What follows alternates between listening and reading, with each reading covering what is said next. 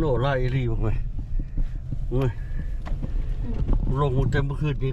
40,000-50,000แล้วนะมันลงเนี่ยสโนถ้ามันลงไล่คือมันลงคือตะกี้เห็นพวกมันทั่วเมืองเลยได้นี่อันนี้มันลงมันแบบอันน่ะฝนฝอยฮะนะลง4-50,000ได้ไล่สามีผมขึ้นเองๆเลยวันฟุตแอนแทบเฮ้ยลงน้อยเดียวมันลงคืออันว่าฝนฝอยนั่นแหละแต่ว่ามันลงไล่มือเลยได้สามีนะที่กล่องขึ้นนนทางนี่รู้ได้พวกสโนลงถุงมือวันนี้มันจะได้อัพสโนแทนอันนั้นแท้ๆได้นี่บุญเดือน5นี่ได้อัพสโนได้เอาสโนอันฮดกันได้เดี๋ยวนี้ได้เอาสโนฮดกันแล้วดูเดือน5นี่นี่ว่ามันสำคัญในทางโค้งมันดิมันเอารถเกียร์นี่สำคัญในทางโค้งนี่มันมืนแล้วมันไล่ต่ำอันน่ะเห่าอันกำแพงบ้านอันน่ะเข้านี่แหละมันมืดนี่ดินี่ว่ามันมาเกตนี่เพราะว่าทางไปโรงเรียนเด็กน้อยนี่เด้นะพวกซิตี้เข้ามาเกตอันนี้ซิตี้อันนี้นะพวกอันซิตี้เข้ามากวดเพราะว่ามันมีโรงเรียนเด็กน้อยทางหน้านี่เด้กำลังสิออกไปเอายาอยู่ว่ามากมันยาแล้วล่ะเซนเซอร์มันสิหมดละกำลังจะเอาไปเอามันออเดอร์ไม่ได้กินดูเก็ตเข้าต่ำกำแพงปุ๊บมันอาขึ้นเลยเห็นไหมครับมันสิต่ำกำแพงมันอาขึ้นเลยเห็นไหมตัวนั้นนี่ขัดอันนี้รถเก็ตมันนี่ว่าครับนี่ว่าครับมันมีครอบอันน่ะฟุตบาทอยู่นี่เลยมันมีครอบเลยกำแพงต่ำกำแพงปุ๊บตัวนั้นมันอาขึ้นรถนี่นะนี่ออโตเมติกเลยมันเด็ดขับให้มันเลยรถเกตตัวนี้ออโตเมติกเลยหมด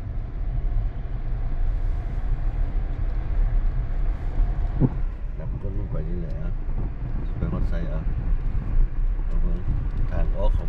ทางออกไปออกจากบ้านไปโวมากนับก้นไปบ่รถเกตมันขัดอย่างนี้ยอมรับเทคโนโลยีมันเก่งอย่างนี้มันมีเซ็นเซอร์ไหมไปฮอตอันนั้นมันมีครอบถังมันมีเข้าก่ออันซีเมนต์ขึ้นมันเป็นฟุตบาทนะมันไปฮอตนั้นมันก็อาขึ้น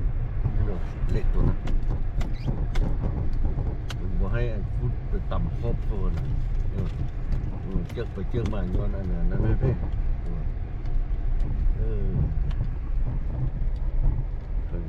นี่นะอางับตับน้ำแพงครอบฟุตบาทไปใส่ยาสิไปใส่ก็คือไฟนำคนจะอยู่ซาดิโหเลี้ยวทางนั้นอยู่กัน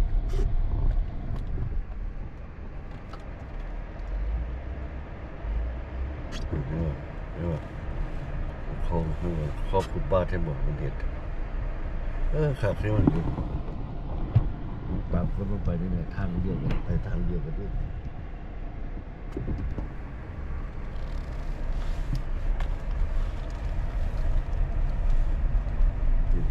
ตามคนลงไปนี่นะ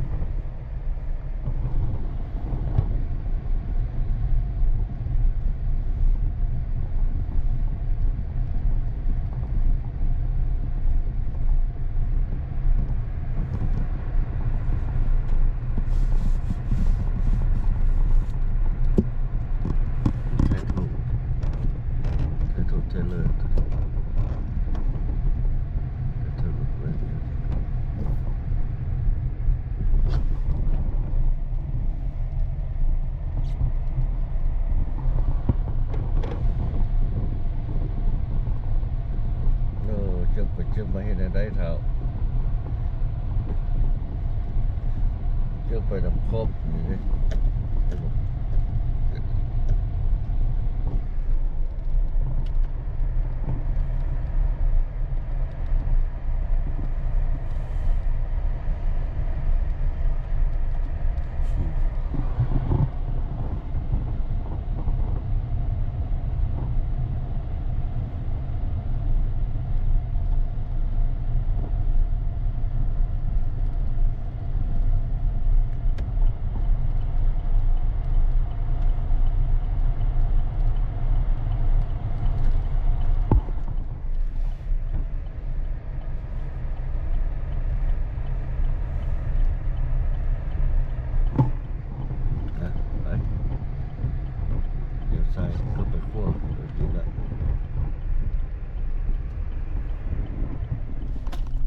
องบ่ใส่แว่นตาขับรถก่อนแก้วตานี่เคลียร์ขนาดไหนแจ้งดีขนาดแต่จนเลื่อมนะเลื่อมตาน่ะลองบ่ใส่ใส่แว่นตากันบ่ให้มันเลื่อมซื่อๆนะนี่บ่ปลดออกนี่แจ้งหมดเลื่อมหมดเป็นสีอันน่ะสีน้ำทะเลอ่อนนี่แก้วตานี่น่ะคือสังเกตก็สังเกตมื้อนี้แหละตั้งแต่ใส่แก้วตาเปลี่ยนแว่นตาเปลี่ยนเป็นเลนส์นะตั้งแต่เปลี่ยนวันนี้ก็อ่านมันนี้มียังตลาดวอลมาคือมีอันโมมีคนเลยนะตลาดวอลมาคือโมมีคนพักที่คือมันจะมีมันมือมียังมือนี่ฮะมือหยางมันรู้เนี่ยเอ็มตีหมดพักที่ลาดเป็นมือมียังเข้าธรรมดามาแต่ละเทือ5พักที่ยากนี่นะมือนี้พัดบ่มีเลยพักที่บ่เต็มไปไหนไปเอายาก่อนเข้าสิปิดสโตร์ผู้ปิดไปร้านนี่เอายาก่อนไปแปลกใจตำว่ามันพาคิงลาดในนี้บ่เต็มธรรมดามันเต็มหมดพาคิงลาดในบ่มากไปเข้าไปว่ามันคือปัญหาเมียงแต่ตกไล่มือเคยไล่ได้โนสนุกดูไม่คิดว่ามีแต่ในบ้านอยู่นอกไม่ใช่แห้งไล่ที่กันธรรมดาอยู่ในบ้านมันไล่ก็นอกอยู่นี่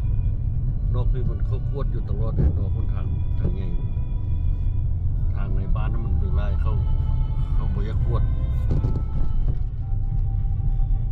แต่ทางนอกบ้านเพิ่งบางคนมีสนุกแล้วนะแต่นี่บักไล่ไหมวันรถวัดสนุกจังหวัดอยู่นี่นอนกินเขาลั่นอยู่นี่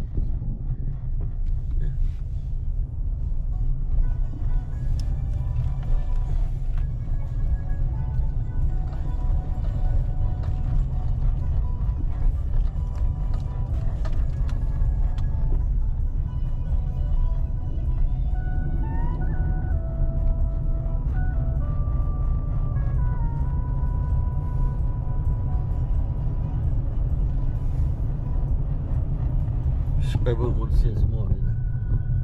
เบิ่งอันน่ะกระเป๋าอันน่ะใส่อันเครื่องมืออันถ่ายรูปนี่นะ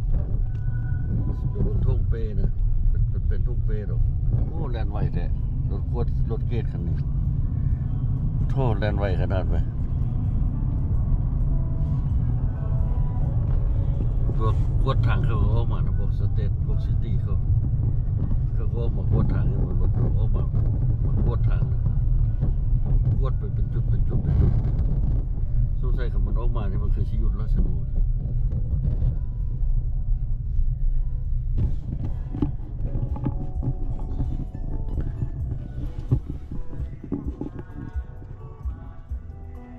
ไปเบิ่งกันนะเมียงกระเป๋าพายด้วยนะอันแบบใส่อันเครื่องมือถ่ายรูปทั้งหมดเนี่ยทั้งแบตเตอรี่ทั้งเมี่ยงเอาใส่แฮนด์พายเวลาไปถ่ายคลิปถ่ายยังมันสบาย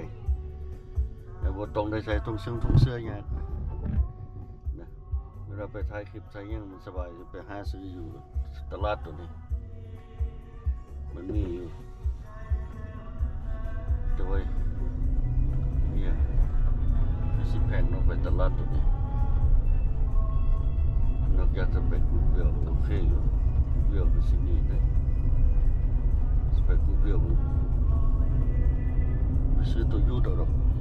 ตัวแบรนด์นิวนี่แพงอีหลีไปเบิ่งตัวยูด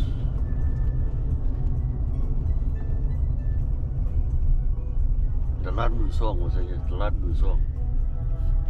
จะเป็นแต่เอาแบรนด์นิวมือหนึ่งมือนัมเบอร์วันมันแพงมันทึกเด้กระเป๋านะจะไปเอาตลาดมือส่งพอโอเคราคาพอสู้ไว้เราจำเป็นมันไปอวดผู้นั้นผู้นี้เครื่องไปใส่แครี่สำหรับกองถ่ายรูปซื่อๆกองถ่ายรูปมีกองโกโปรมีอันกองอันแคนนอนกับค่าตั้งมันเท่านั้นสิใส่ให้นะไปมันพายสไลด์นะตัวกระเป๋าพายสไลด์นี่นะ ราะว่ามันใส่แบตเตอรี่เวลาไปถ่ายรูปถ่ายย่างถ่ายนั้นมันต้องได้แบตเตอรี่มันต้องได้ชาร์จอยู่เรื่อยๆนะคือว่าจะไปห้ามึงอะไรกันนี่มื้อแรกนี้ไปเข้าสุดวันนี้คืนสุดท้ายมื้อนี้คืนที่7แล้วนะเมื่อคืนนี้เห็นตัดคลิปงานสวดอภิธรรมมันแหละคืนที่6ตัดคลิปเมื่อคืนนี้มื้อนี้สิไปถ่ายเอาไลน์สิเอากล้องไปถ่ายไลฟ์เพิ่นอันน่ะส่งมามีแต่กล้องอันน่ะมีแต่อันน่ะเมียงรูปภาพธรรมดานะอยากได้ไลฟ์สิไปถ่ายไลฟ์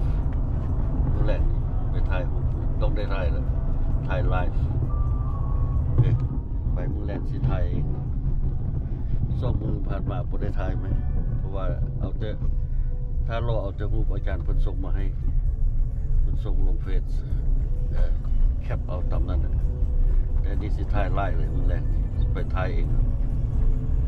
อยากได้ไลฟ์ไหมโอเคเหรอไปก็on the way คนทางมื้อนี้เลยนี่คนทางมื้อเดินระวังเมื่อวานนี้เกือบต่ำคนเข้าไปถ่ายวิดีโอไปอยู่ในสำรถคันเปิดไฟนี่แหละเล็งใส่เขาอยู่ห้วยเหยียบเบรกนี่ไล่ไปจัด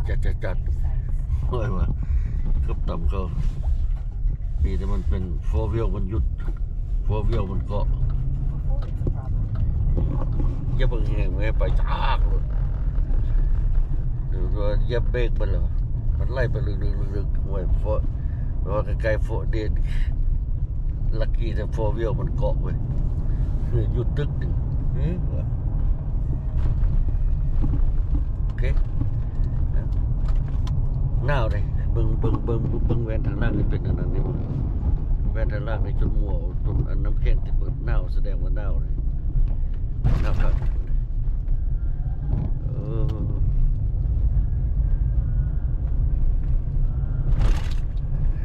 มาหนทางเส้นนี้ใช่มันมืดใช่ไหมหนทางเส้นนี้เปิดอันเซ่ทางนั้น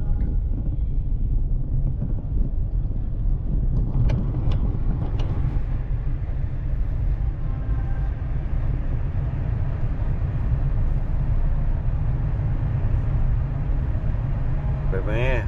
ยังไปให้ไปนะผ่านรถนะไป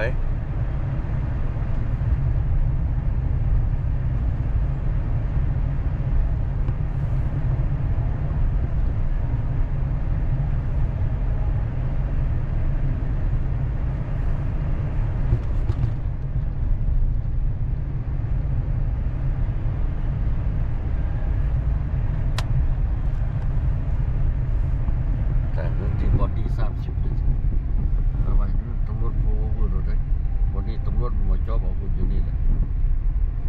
ป้ายแท้ๆเลยตำรวจอยู่แถวนี้มาฮอดนี้เราต้องได้ระวังเพราะว่าสปีดมันเปลี่ยน3 จังหวะอยู่นี่3 จังหวะสปีดมันเปลี่ยนจาก50ลงมา40ลงมา30อยู่นี่บนอยู่ยอดจอดอยู่นี่30จนบนนี่แหละตำรวจว่าเอาเพราะว่าเปิดว่าสปีดมันขึ้นกันดิเพิ่นก็เลยแลนไวสิแลนไวมาวันโอ้มันโฟโอเวอร์เลยล่ะจอบเอาอยู่รถนี้นะโอเคไป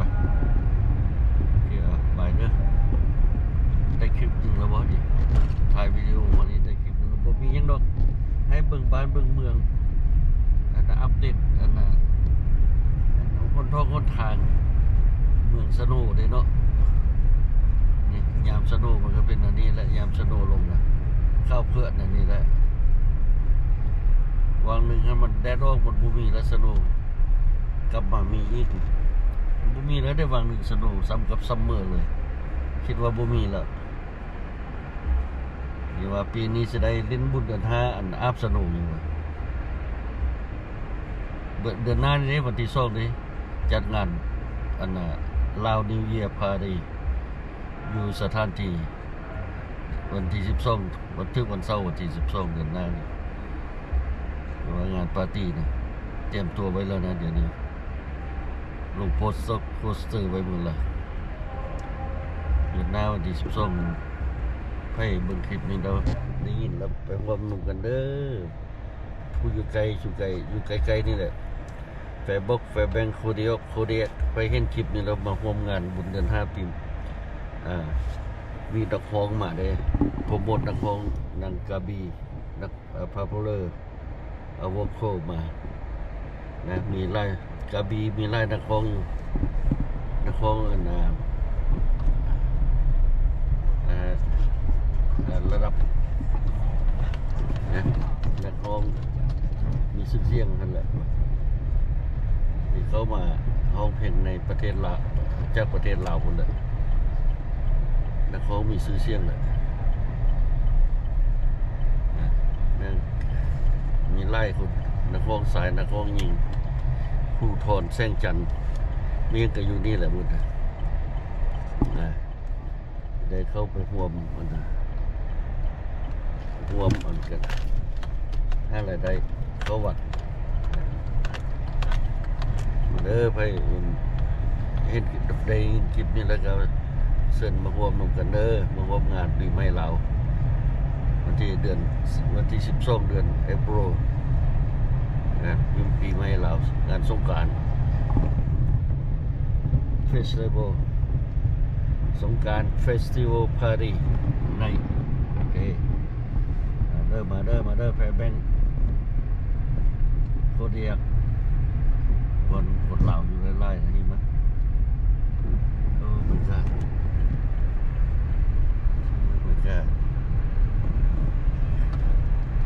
not to work เลยเป็นรถต่ำเพราะว่ามีบ่ได้มีข้อบได้มีความผิดได้รถเมื่อทางคุณยางเลยเมื่อเชื่อมเมืองยางกลางทางเลยโอเคสไปเชียสมอนี่นี่สไปกูดวิลก็ไปเบิ่งกูดวิลกันก็ได้ไปกูดวิลกันคือมาเชียสมอเพราะว่าไปเบิ่งมือซ่องก่อนอยู่เชียสมอมือหนึ่งเลยเข้ามาแลนนิวเลยไปเบิ่งกูดวิลเบิ่งมือซ่องก่อนโอเคไปโอ้ยนี่แหละคนทางนี้จีจอที่มันต่ำก้นกันแบบนี้แหละนี่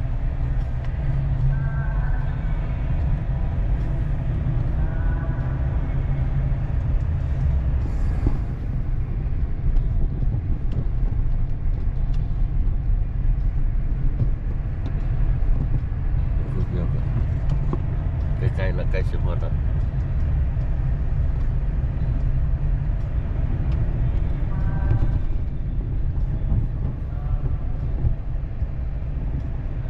มิดเท่าเดี๋ยวมาฮอดมิดเท่าแล้ว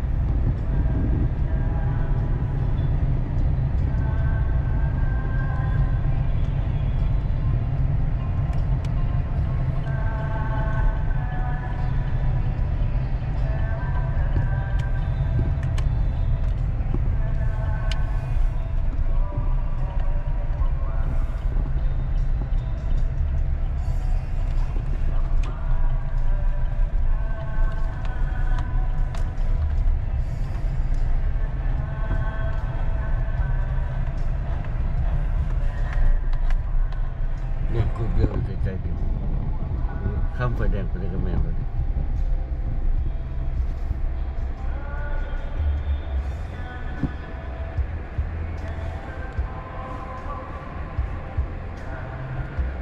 โอเคเหรอไปเด้อมา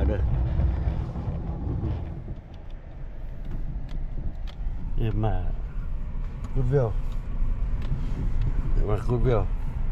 ได้เกือบคนหนึ่งถือเริ่มดีอยู่เลย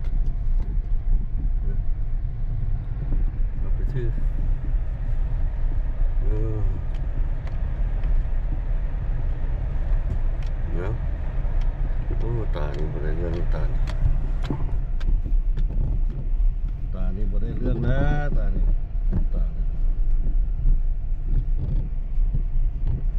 ลืมแว่นตานะเข้าไปในตลาดก็ลืมแว่นตา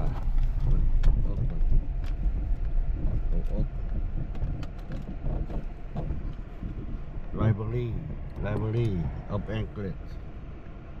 นี่มันเลื่อมตายามนี้แซงมันต้องใส่อันสโนว์แล้วมันเป็นเฮ็ดให้เลื่อมมันออกมาแล้วสิกลับบ้านแล้วสิไปแวะอีกตลาดหนึ่งนะไปเบิ่งแบกอยู่บ่ได้ซ้ำแบกอยู่บ่มีมาเบิ่งแบกอยู่กูเบี้ยวอยู่บ่มีบ่ได้ซ้ำจะสิไปเบิ่งตลาดอยู่มันมีแน่นอนตัวตลาดตัวนี้แต่มันค่ายแพงไหมเป็นร้อยพุ่นแหละมันส่งนี่ไปเบิ่งไปเซอร์เวย์เบิ่งซื่อๆถ้ามันมีก็ชื่อไว้ว่ามันมีอยู่หั่นมื้อหน้ามาก็ไปซื้อไปแวะเบิ่ง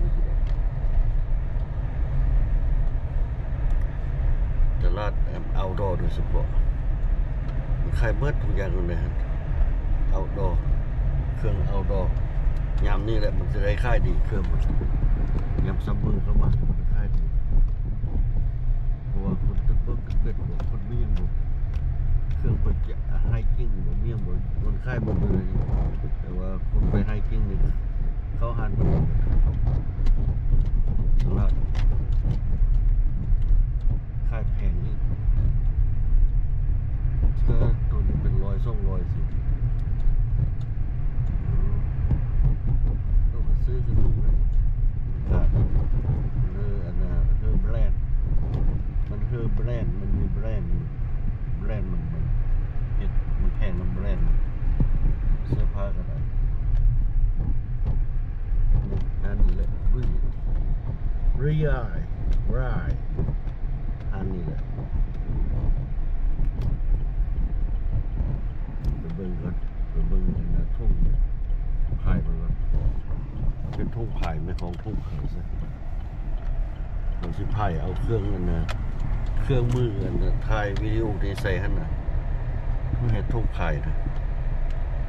โอเคเข้าไปเบิ่งหาวงจอดรถก่อนอื่นนะหาวงจอดรถก่อนวงจอดรถบ่มี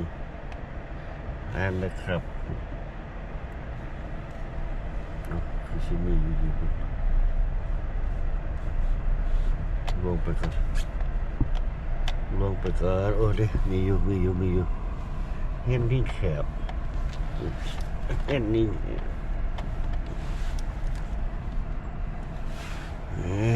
ยู่โอเคเข้าไปหามันใจกันซะดีใจนะโอเคนี่ได้กระเป๋าได้แบกอันนี้ยังได้แต่รถละกับได้ตู้อันน่ะคลิปเปอร์โฟนเพื่อสิบ่ตกได้เอาคลิปใส่อันน่ะแบ็คแพ็คก็ได้กำลังสิกลับบ้านบ่นี่กลับบ้านแล้วบ่ได้กลับแน่ๆกลับแท้ๆรถมาทางนี้ในระหว่างทราฟฟิกดีไซน์นี่ครับ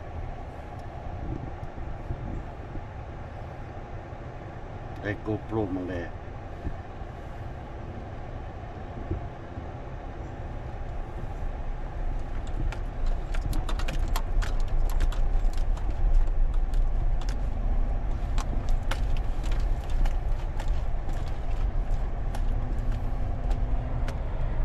แถวบิสเนสภาคเมื่อเท่านี้อันนี้แถวนี้แม่นอันบิสเนสเขาบุดไหมหานนั้นหานนี้หานตัดผมหานเมียนนี่นี่จะเคยมาตัดตัวนี้ผมเขาเรียกดอกมันเศร้าหานเฟอเวียดนามเองแซ่บเฟอมีทหารอันนั้นพวกนี้แหละแซ่บเวียดนามมันมี3 สาขาได้อยู่แซ่บหมดถึง3 สาขาเพราะว่าสุดน้ำเฟือผู้เดียวเลยแม่นแต่ละหานเฮ็ดไปเฮ็ดมันเลยผู้เดียวเฮ็ดผู้สุดน้ำเฟือมันเลยแซ่บคือกันหมดทุกหานไปแซ่บหันเฟือเขานี่แซ่บไปเลยยอมรับว่าแซ่บแต่ว่าเดี๋ยวนี้เนี่ยเฟือถ้วยถึง$21ละโอ้เป็นตาตายดีเนี่ยนี่มันขายแพงแท้อย่างวะเฟือถ้วยถึง$21ไปซื้ออันน่ะกระดูกวัวมาต้มในหม้อหนึ่งนี่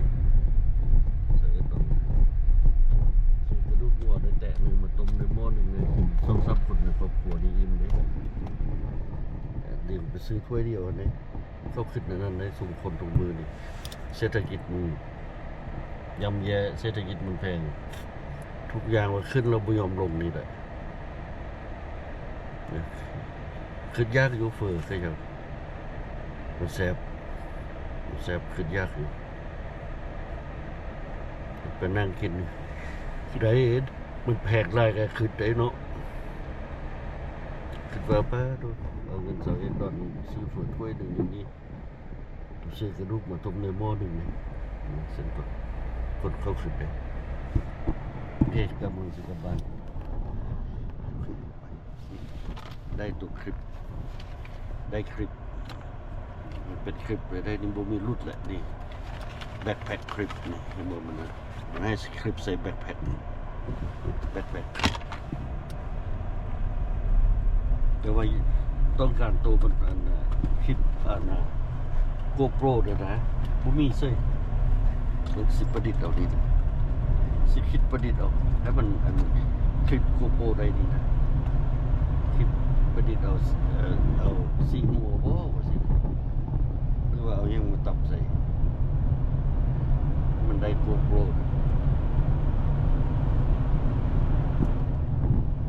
โอเค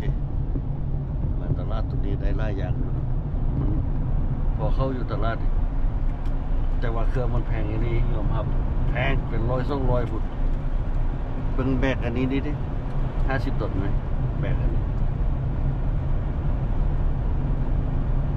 ไอ้คลิปนี้จะสาวไปหรอกก็เลยป้า$60ใส่อันน่ะใส่เมมเบอร์ได้ดิสคาวได้อยู่$60 $70ได้3%ออฟให้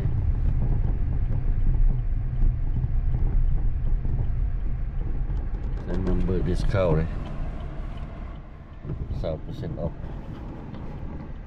วันนั้นยังแพงยังอยู่$68อยู่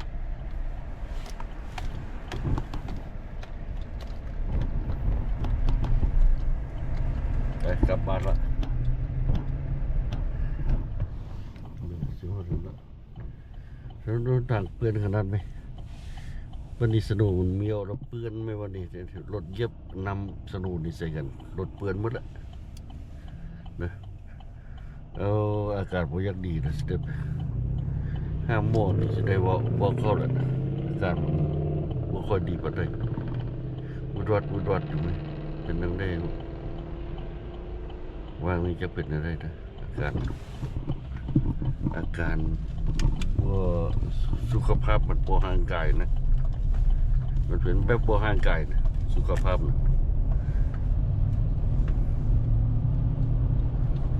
แต่ว่าพวกเขานะใจยาสูบวิตามินมาให้กินอันนี้ไม่มีเลยใส่วิตามินแบบไหนก็ให้กินพิเศษมากินนะ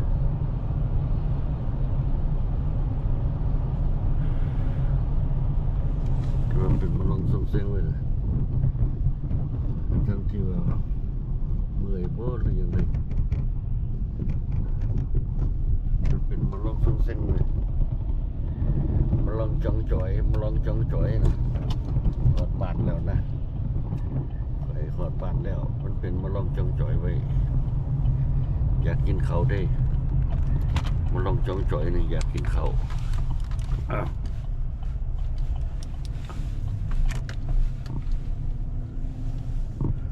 ไปมาก่อนแล้วเด้อไป